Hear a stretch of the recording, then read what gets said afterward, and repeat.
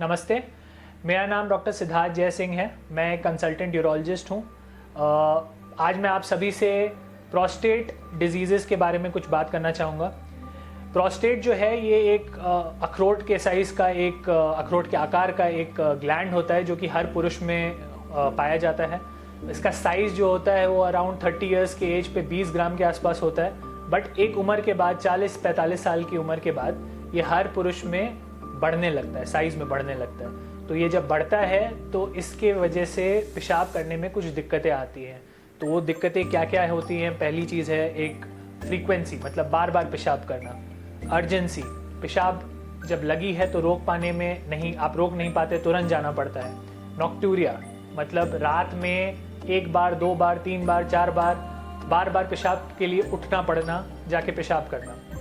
जब पेशाब करने जा रहे हैं तो थोड़ा बहुत पेशाब लीक हो जाता है। तो ये सारे हो गए कुछ सिम्टम्स जिसको irritative lower urinary tract symptoms बोलते हैं। और एक होते हैं ऑब्स्ट्रक्टिव सिम्टम्स, जो कि पेशाब करने में ज़ोर लगाना, पेशाब की धार कम हो जाना, पेशाब करके आप जब वापस आए तो ऐसा महसूस करना कि पेशाब पूरा हुआ नहीं, थोड़ा पेशाब और करना है, पेशाब शुरू करने में देर लगना।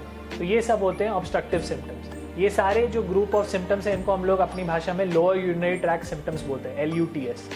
तो ये सिम्टम्स शुरू होने लगते हैं 40-45 इयर्स के एज के बाद हर पुरुष में जिनका प्रोस्टेट बढ़ रहा है। तो इसका इलाज जो है वो हम यूरोलॉजिस्ट करते हैं। इसका इलाज काफ़ी सरल है और पेशेंट्स को शायद जानकारी नहीं रहती है कि कब एक यूरोलॉजिस्ट को दिखाना चाहिए।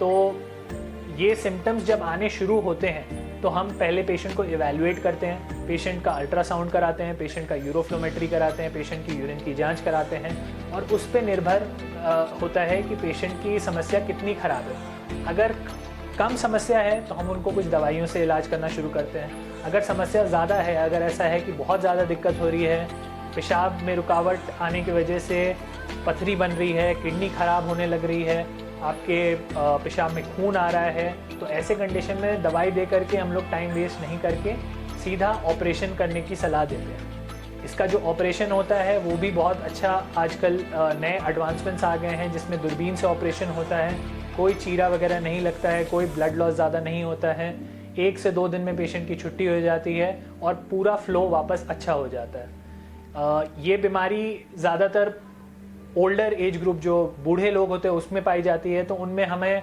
ऐसे पेशेंट्स मिलते हैं जिनको डायबिटीज़ है, ब्लड प्रेशर है और हार्ट की प्रॉब्लम्स है। तो वो कॉन्ट्रा इंडिकेशन नहीं, बहुत लोगों को ऐसा लगता है कि मेरे को ये प्रॉब्लम है तो शायद मैं कोई ऑपरेशन नहीं करा पाऊँ। ऐसा बिल्कुल नहीं है।